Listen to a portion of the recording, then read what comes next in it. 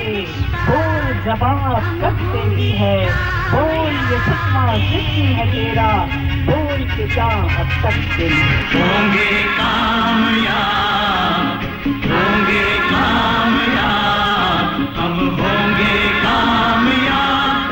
लाल छिपाने की कोई जरूरत नहीं है। शर्म वो करे, मुंह वो छिपाए जो हमारे साथ घिनौना अपराध करता है, हमारे बच्चियों को तकलीफ पहुंचाता है। हम होंगे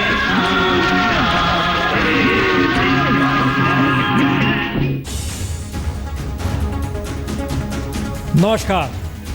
ये नारा हम होंगे कामयाब, ये गीत हम होंगे कामयाब, इसे जिस रूप में भी रखिए लेकिन मौजूदा वक्त में ये हर जगह एक उम्मीद और आस के साथ हर किसी को कहना ही होगा कि हम होंगे कामयाब। 3 बरस हो गए निर्भया जी इस शब्द को गूंजते हुए और इस शब्द के जरिए कहीं ना कहीं महिला सुरक्षा को लेकर सड़क से लेकर संसद के बीच बातों को सुनते हुए तो हमने तय किया कि गीत के जरिए ही देख लीजिए, समझ लीजिए, लेकिन इसके आसरे देश में कदम आगे बढ़ाइए तो सियासत हर कदम रोक देती है। क्यों रोकती है, कैसे रोकती है, कैसे शुरुआत की जाए? शुरुआत हम जुबानी जंग से करते हैं, इसके मतलब क्या है पहले ये समझिए।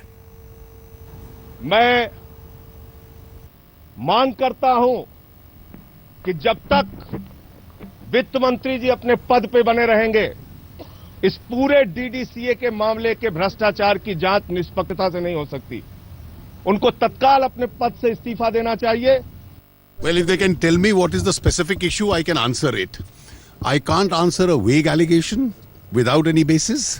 जॉइंट पार्लियामेंट्री कमेटी ही इसको प्रोब करे और जब तक ये प्रोब पूरा ना हो जाए अरुण जेटली जी को मंत्री पद पे रहने का कोई अधिकार नहीं है। ये मतलब नहीं है जोक ऑफ द ईयर है। अरुण जी का इस्तीफा मांगना जोक ऑफ द ईयर है। अरुण जी का इस्तीफा मांगना जोक ऑफ द ईयर है। मतलब जो निकालिए, लेकिन संसदीय राजनीतिक व्यवस्था के भीतर एक बड़ा हिस्सा ऐसा लग रहा है जो शून्यता की तरह हर के सामने आकर खड़ा हो गया है। कल्पना कीजिए, सुप्रीम कोर्ट को कहना पड़ता है 11 राज्यों को नोटिस थमाते हुए कि 5 किलो अनाज, 2 किलो दाल, 200 ग्राम दूध या अंडे आप राशनधारियों को दे दीजिए, वहां सूखा पड़ा हुआ है। कुछ किसानों की सोचिए आप, वहां सूखा पड़ा हुआ है। खेतों में पानी दीजिए, जरा सोचिए आप। सुप्रीम कोर्ट कह रहा है।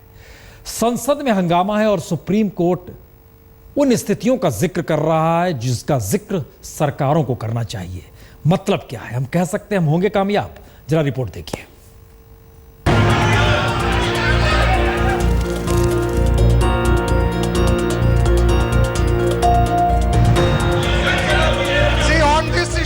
संसद हंगामे में गुम और सुप्रीम कोर्ट के जिम्मे वो काम जो गवर्नेंस के होते हैं, यानी जो काम सरकारों को करने चाहिए उसे राजनीतिक टकराव ने या फिर मुनाफा बनाने की सोच ने कैसे हड़प लिया, ये अदालतों के फैसले से अब समझा भी जा सकता है और देखा भी। क्योंकि मजदूर किसानों को राहत देने से लेकर रईसों पर नकेल कसने के लिए भी आखिरी रास्ता अब अदालतों का ही बच रहा है।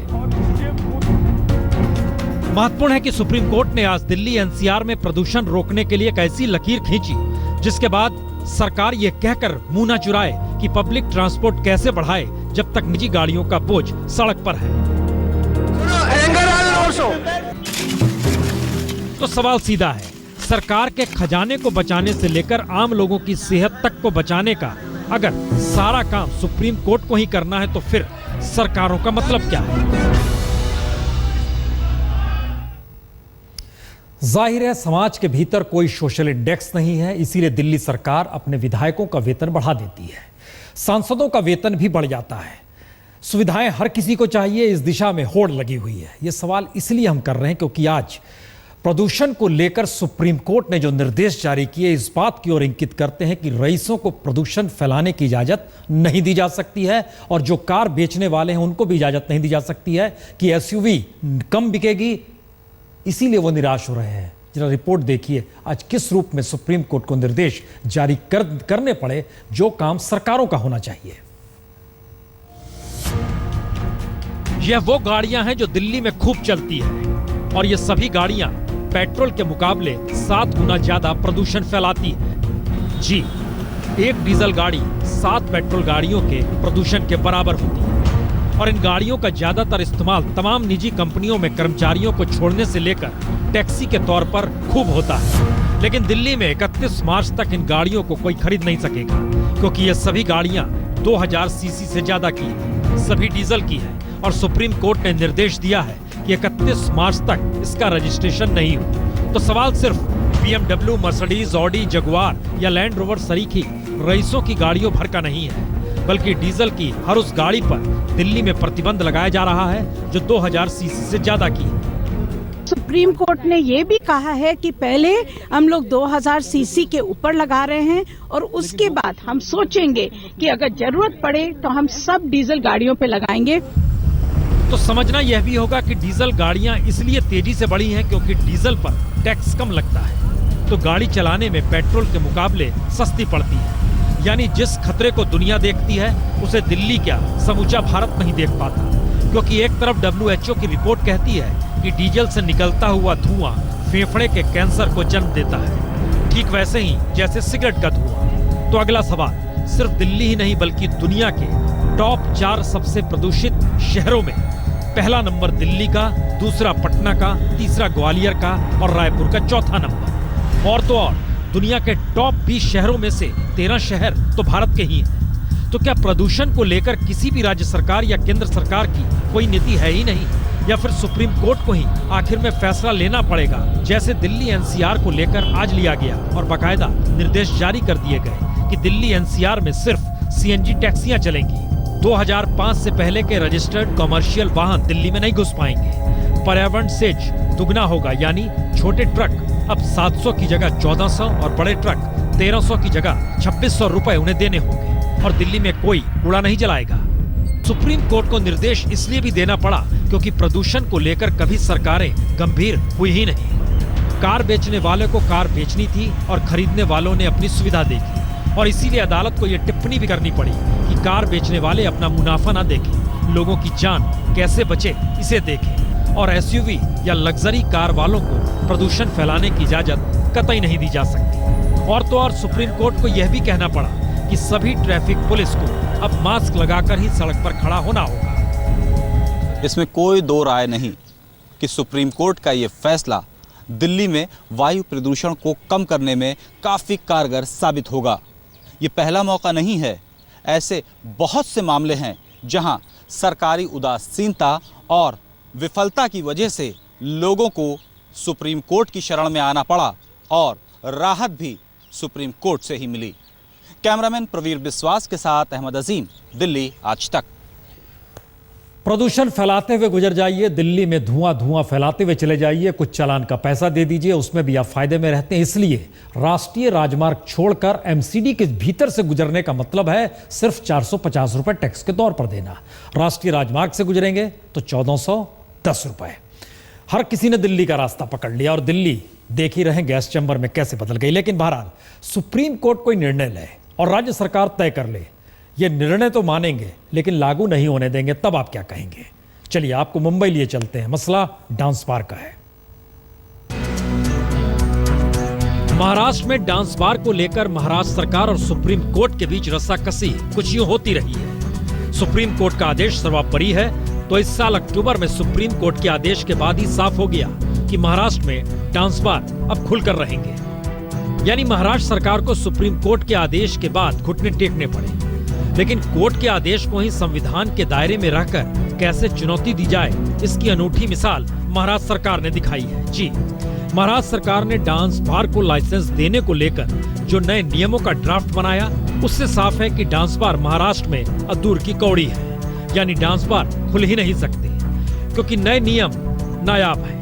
मसलन डांस बार में सिर्फ 4 लड़कियां बाल गर्ल के रूप में काम करेंगी। मसलन डांस फ्लोर पर दर्शक नहीं उतर सकेंगे। मसलन डांसर और दर्शकों के बीच 2 मीटर की दूरी जरूरी होगी। Dance bar no smoking zone में होगा। सभी डांस बार में CCTV कैमरे जरूरी होंगे और नजदीकी पुलिस स्टेशनों में डांस बार से लाइव टेलीकास्ट होगा। यानी सुरक्षा के लिए जिम्मेदार पुलिस वाले पुलिस स्टेशन में बैठकर डांस देखते हुए सुरक्षा करेंगे। उन्होंने जो कंडीशंस लिख रहे हैं, ये सिर्फ और सिर्फ फेस सेविंग डिवाइस है सुप्रीम कोर्ट के लिए। ये वहां इनको एक तारीख उसमें और मिल जाएगी, लेकिन अल्टीमेटली लताड़े फिर जाएंगे वहां। जी, विवाद इस पर भी कि सीसीटीवी कैमरे क्या निजता का हनन नहीं है, और विवाद इस पर भी अगर सिर्फ 4 लड़कियां बाल गर्ल के रूप में काम करेंगी तो डांस बार बंद होने के बाद बेरोजगार हुई सैकड़ों लड़कियों को वापस काम मिलेगा कैसे। लेकिन बड़ा सवाल यह है कि क्या कोर्ट से पार पाने के लिए सरकार ने नई रणनीति बनाई है और इस आदेश को अमल में लाने के लिए इतनी पेचीदगियां पैदा कर दी है, जिसके बाद डांस बार क्या चलेंगे ये अपने आप में वाकई दूर की गोटी है। नियम कायदे अपनी जगह, संविधान अपनी जगह, संवैधानिक संस्था भी इस दौर में अपने तरीके से काम कर रही है या उसे सफाई देनी पड़े। किसने सोचा था सीबीआई को सफाई देनी पड़ेगी? आइए कई मामलों को टटोल के देख लीजिए, कभी सफाई नहीं दी गई, तो इस बार सफाई क्यों? CBI categorically denies having seized any material during the searches which are not relevant to the investigation. मुख्यमंत्री दिल्ली के कार्यालय की तलाशी के संबंधित रिपोर्टें कंप्लीटली आधारहीन हैं। मुख्यमंत्री दिल्ली के कार्यालय की तलाशी की रिपोर्टों का CBI पूर्णतः खंडन करती है। तो सवाल है कि आखिर सीबीआई को सफाई देनी क्यों पड़ रही है? सीबीआई देश की प्रीमियर जांच एजेंसी है। सीबीआई एक स्वायत्त संस्था है। सीबीआई संवैधानिक संस्था है। फिर छापे को लेकर सीबीआई को सफाई क्यों देनी पड़ रही है?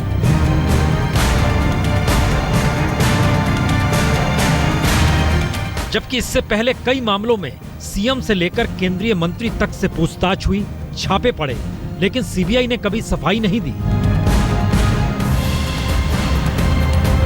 याद कीजिए 1997 में पंजाब के सीएम के प्रधान सचिव के घर और दफ्तर दोनों जगहों पर छापा मारने के बाद भी सीबीआई इस तरीके से सफाई देने सामने नहीं आई।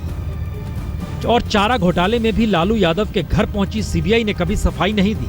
और तो और 2G मामले में जब संचार मंत्री ए राजा के दफ्तर में सीबीआई पहुंची, तब भी सीबीआई ने कभी सफाई नहीं दी, बल्कि जानकारी दी कि किस मामले में वो पूछताछ कर रही है। और तो और ठीक साल भर पहले उड़ीसा के सीएम नवीन पटनायक के करीबी सरोज साहू से सिसोर चिटफंड मामले में भी पूछताछ हुई। और 2 महीने पहले ही 21 अक्टूबर को तेलंगाना के सीएम चंद्रशेखर राव से 2006 के घोटाले के संदर्भ में सीबीआई ने पूछताछ की, लेकिन किसी को कानो कान खबर भी नहीं हुई और सीबीआई कोई सफाई देने सामने भी नहीं आई। तो फिर इस बार इतना बवाल सीबीआई छापे को लेकर मचा क्यों है और सीबीआई बार बार सफाई क्यों दे रही है? ध्यान दीजिए, केजरीवाल आरोप लगा रहे हैं सीबीआई सफाई दे रही है और सीबीआई की सफाई को ही आम आदमी पार्टी अब सियासी हथियार बना रही है। क्या सरकार के इशारे पर कठपुतली बन के आपने ये कार्रवाई की? अगर आपकी कार्रवाई निष्पक्षता से थी और राजेंद्र कुमार के खिलाफ थी, तो मुख्यमंत्री से जुड़े हुए उनके कार्यालय के ये दस्तावेज क्यों लेके आप गए? अब सवाल है कि आज की खबरों के बीच कल की खबरें टटोली जा सकती हैं क्या? यकीनन जाइए, जो संकेत निकले कल सुबह क्या ब्रेकिंग न्यूज होगी, रिपोर्ट देखिए। कि कल डीडीसीए के भ्रष्टाचार से संबंधित बहुत सारी और जानकारियां आप लोगों के सामने आम आदमी पार्टी के द्वारा रखी जाएंगी, तब आप विस्तार से इस पूरे मामले को जान पाएंगे। तो क्या कल सुबह की ब्रेकिंग न्यूज यही होगी कि डीडीसीए मामले में केजरीवाल सरकार ने जांच आयोग बैठा दिया? क्योंकि आज शाम जिस तरीके से दस्तावेजों को हवा में लहराते हुए आम आदमी पार्टी ने सीधे वित्त मंत्री अरुण जेटली को निशाने पर लिया, उसने इसके संकेत तो दे ही दिए कि अब कल संसद की सुबह ही हंगामे के साथ होगी और वित्त मंत्री अरुण जेटली के इस्तीफे की मांग के साथ ही होगी, क्योंकि कांग्रेस ने भी डीडीसीए मामले में जेटली का इस्तीफा मांग लिया है। कांग्रेस पार्टी ये मांग करती है कि इसके ऊपर जॉइंट पार्लियामेंट्री कमेटी होनी चाहिए और जॉइंट पार्लियामेंट्री कमेटी ही इसको प्रोब करे, और जब तक ये प्रोब पूरा ना हो जाए अरुण जेटली जी को मंत्री पद पे रहने का कोई अधिकार नहीं है। लेकिन अरुण जेटली ने हर आरोप को सिरे से खारिज कर दिया। I can't answer a vague allegation without any basis. हालांकि सरकार की तरफ से संसदीय मंत्री वेंकैया नायडू ने कांग्रेस की मांग को सिर्फ संसद न चलने देने का बहाना बताया।